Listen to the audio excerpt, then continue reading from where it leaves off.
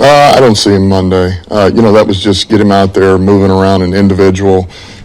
He's still got a little bit to go here to, make sure that he's ready or can be ready to produce, protect himself, all of that. So, but he's improving. That's a positive sign. When do you make the decision on Kirby Joseph this week? Yeah, that could come down this afternoon. It could be tomorrow. We'll see. He hasn't practiced. We'll reassess. I know he's doing a lot better. We just want to be smart with it and see where he's at. But he is feeling better. He's getting better. So, but I don't see him practicing today. Not specifically, but is it like a tendonitis type issue where it just needs time to calm down? It's not necessarily that, but time will help. Time could help,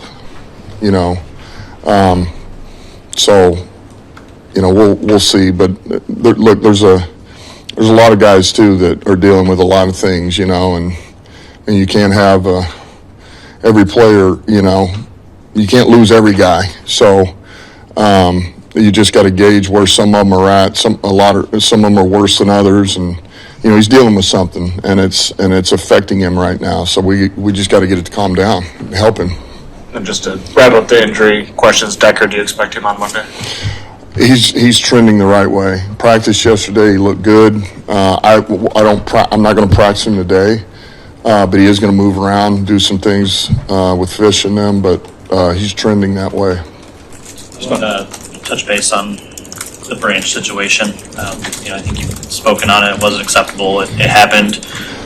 He's serving a suspension, but there's been kind of some residual stuff here that it seems like it's really drawn the locker room tighter together. Can that be a silver lining? Can you find a motivational element on this, like just bringing the guys in the locker room closer together as maybe having something more to push for, to fight for? Well, that's what our guys are about, man. We overcome adversity, and listen, that's their brother, man. And if you're going to attack their brother, that's what they're going to do. So, we got a tight-knit group, and I've already mentioned this, man. BB's a good dude. So he's paying for what happened, and he'll be back, ready to go from Minnesota. Flip side of that is, there's been a lot of noise just about that, about the post on social media, even about the ref. Can that be a distraction at all? Like, are you worried about that? Is there any? No, because we've already talked about, we don't. We can't worry about those things, particularly when it comes to playing, man. If we sit here and worry about that or what could be called or not called, or man, it's all these other things that have nothing to do with us. We have no control over any of that other than the way we play, and we got to cut it loose and play our style of football, period. And we do that. We like our chances always. So that's the most important thing. Our guys know that.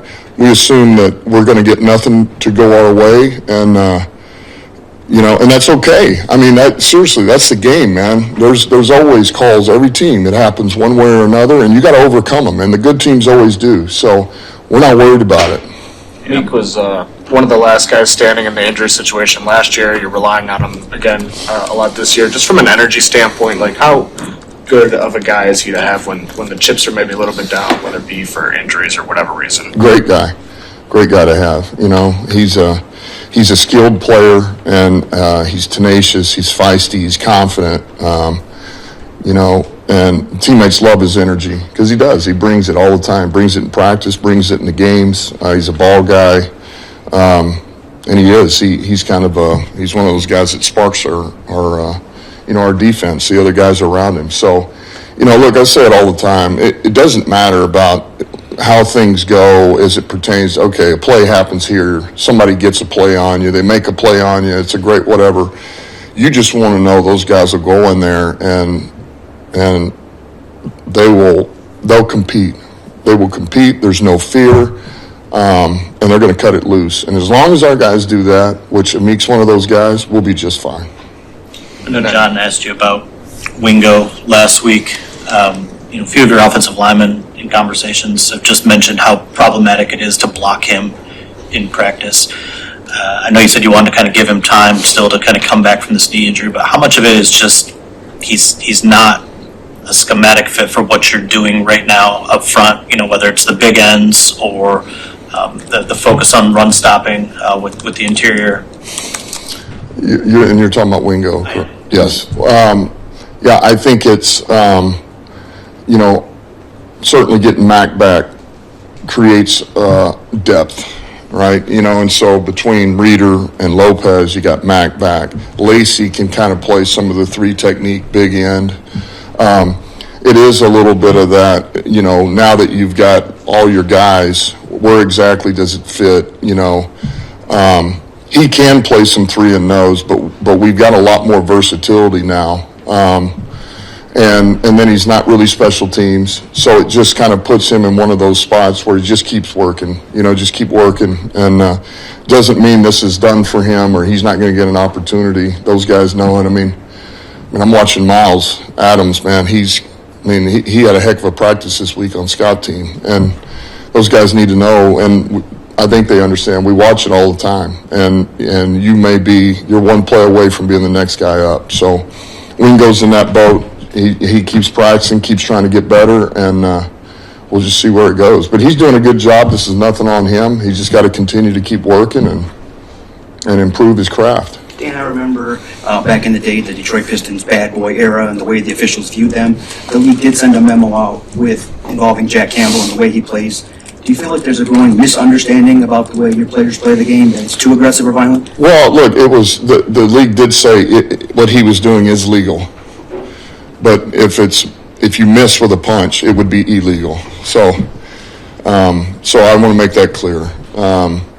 But listen, we can't worry about all that, man. And when it came out, I showed it to the team and I said, hey, here's the emphasis. Make sure you hit the football. Right? And that's as simple as that. You don't have to go into any more than that. Jack, you good? Yeah, got it. I'm going to hit the football. So we got to hit the pigskin. And it's really that simple. The offensive line shows. Hold on, I'll come right to you after. Offensive line has shown a lot of growth, obviously, through these first 6 weeks, with Decker not practicing basically at all to this point. How much of a challenge has that been to develop that chemistry with the turnover that you're also going through, and how impressive you've been that they've been able to kind of work through that? It's not easy. I mean, that unit, more so than any group that works together, that's a unique group. And, it's also why it's hard to, out of all these positions, you can, hey, let's give this guy, he's going in on third down. He'll go on the goal line. He goes in short yardage. Maybe it's a 4-minute. Maybe it's backed up. Or you can't do that at O-line. It's hard because when you take a piece out and bring somebody else in, man, they've all been working together. They've got each other figured out. They know how to fit combinations. They know their get off, their take off. They know how to pass the stunts. Like it's that communication without speaking, right? The body demeanor, and so when you insert another piece, it takes a minute to figure those guys out, to figure that next piece out, and not just the guy next to you. I insert right guard, Sewell and Graham have to figure him out again. It's something new. So that's where it's hard to just, you want to get some guys reps. It's hard to just place them in and out. So back to your point, when you miss a piece like Decker, and you've already got two new guys, relatively new, at the guard position. You're trying to work through that. It's not easy, but those guys have done a hell of a job. Hank's done a hell of a job, and they really have grown a ton. They really have, and we get Decker back. That it only helps us. It only helps us. So Decker's a hell of a player, and seen a lot of football, and he makes guys around him better. And that now you get that group back together, those five, and I think it'll elevate us. Over the past 2 years, how much do you feel like your offense has insulated your guys from the personnel losses on defense? And how much is your philosophy governed by the idea that the offense is more in control of things, obviously, if you have possession of the ball? Well, look, we've got, I feel like we've got a little bit of everything here, and we can play a number of different ways. That's always going to help you. So then you can adjust accordingly off of how the game goes. You can pull back, you can push, you can, and that helps. We got an outstanding quarterback, man. I mean, that helps when you can put it in his hands and you do what you need to do. that's always going to give you that flexibility to play the game a certain way. So, and I think most teams with a good quarterback would tell you that, but it's always going to be, I know it's always kind of been that way, but a number of it is, we had injuries, like last year, and so you're playing rabbit a little bit. You're trying to stay ahead of the opponent and make them catch you. But every game's different, every season's different. And, it's a little bit like Cleveland. Man, we really leaned on our defense against Cleveland. We knew we needed to. They showed up, played big, takeaways, and then offense we scored. But it wasn't one of those kind of like what we'd done last year. So I just go back to this. We play with 3 phases, and we will do that every game, every season. I squeeze one quick one in just about the game because we haven't talked a lot about it this week. I mean, I know it's mid-October, but this is really 2 heavyweights. It could be ultimately decide like NFC, home field. So just as you look at this, the magnitude of this game this week. Well, absolutely. I mean, it's one of the first things I thought of going in. It's like, this will have meaning towards the end of the year. This will mean something. But at the same time, it's the next game. And if you make it more than the next game in front of you, you got to be careful with that, and you still got to be loose enough and confident enough to just cut it loose. And don't worry about a misstep, because the fact of the matter is, too, man, it's a long season. It's a long season. So, man, let's worry about playing better than we did last week. Like, really, let's just play better. Let's play cleaner football, protect it like we have been. Let's get some takeaways. Let's get some plays on special teams, find some explosives, and find a way to beat this opponent, because it is a good opponent.